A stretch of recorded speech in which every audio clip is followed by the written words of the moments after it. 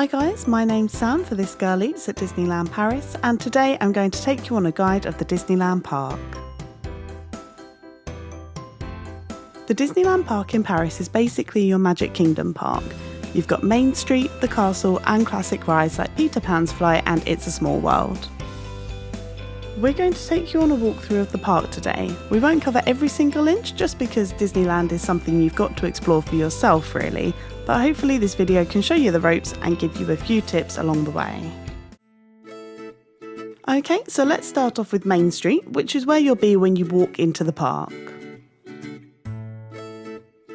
The original Main Street in Disneyland, California is based on Walt Disney's childhood home and is meant to resemble an early 20th century American town.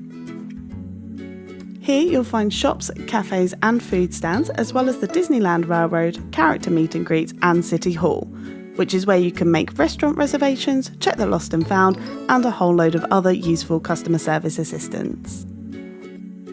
Main Street is also part of the parade route and a really good spot to watch the nighttime fireworks, so expect big crowds here at these times.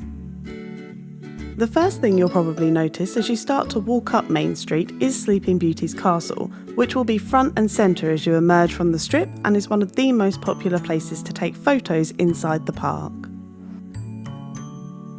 Once you've taken your photos in front of the castle, you'll notice you can take 3 route options.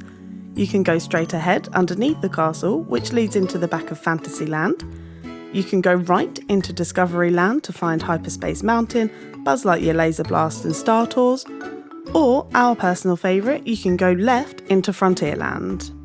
It's totally up to you, but my advice would be to go left into Frontierland and head straight for Big Thunder Mountain to catch a short wait line first thing. So, when you head into Frontierland, you'll see the Thunder Mesa riverboat, which takes you on a short trip around the lake and is really great at sunset, and hidden away in the corner you'll spot Phantom Manor. To tackle Frontierland first thing, we'd say jump straight on Big Thunder Mountain to beat the queues, then head over to Phantom Manor, which doesn't usually have much of a wait time. Come back as the sun goes down to take a relaxing boat trip on the Thunder Mesa riverboat.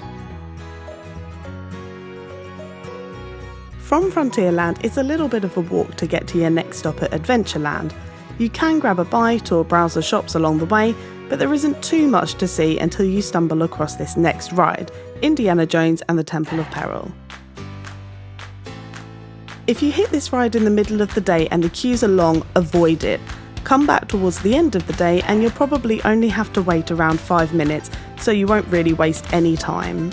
Instead, head further into Adventureland because there's loads to do here. Stop off at the walkthrough attraction, Aladdin's Enchanted Passage, check out the market stands, get some lunch and maybe spot a character or two. Then you can head over to Adventure Isle, a pirate-themed area of the park, which is full of fun places to explore. You can climb the Swiss Family treehouse to get some awesome views of the park, discover dark caves and mazes, and play on Pirates Beach.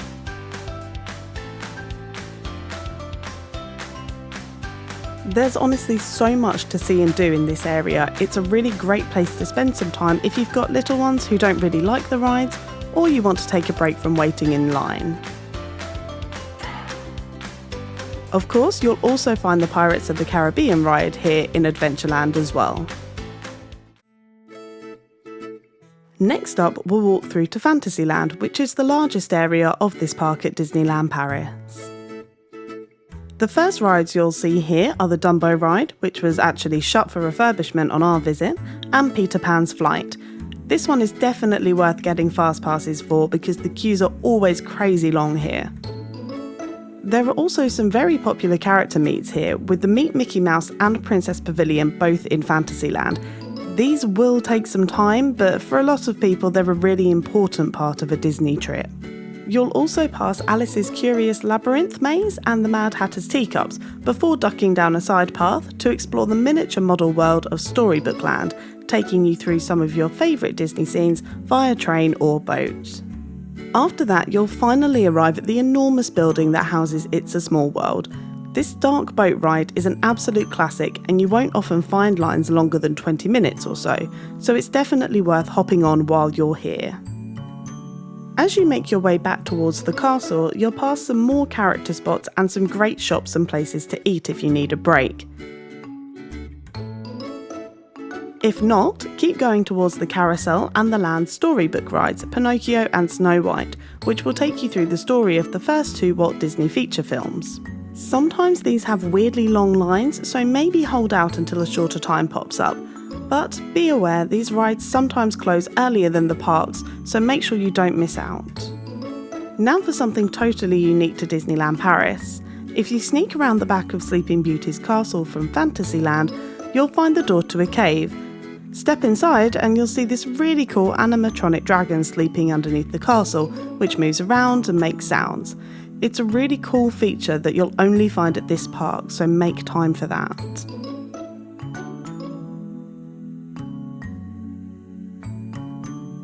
After that, you'll find yourself back in the central plaza in front of the castle, so it's time to head over to Discoveryland.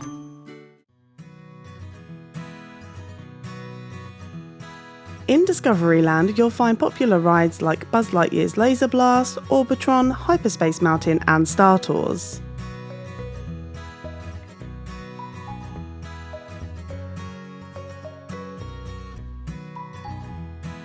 There are also some really cool experiences in this land, like meeting Darth Vader at Starport and visiting Captain Nemo's submarine. This part of the park features lots of themes, from sci-fi to Star Wars to steampunk, so it's definitely worth taking the time to have a proper look around.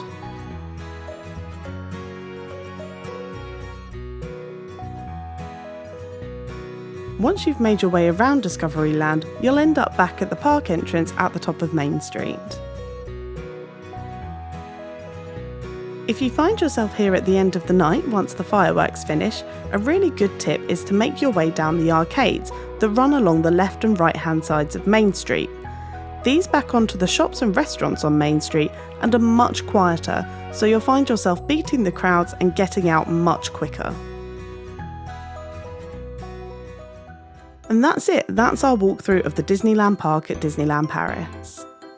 Hopefully that's given you an idea of the layout of the parks and the areas you might want to check out on your visit. Let us know in the comments which parts of the parks are your favourite, and let us know if there are any great parts we've missed out. There are definitely bits we haven't covered here, so it would be really great to hear from you. If you like this video, please let us know and subscribe to the channel. There are loads more Disneyland Paris videos on the way, and we're really excited to share them all with you. Thanks for watching, and we'll see you next time at This Girl Eats for Disneyland Paris.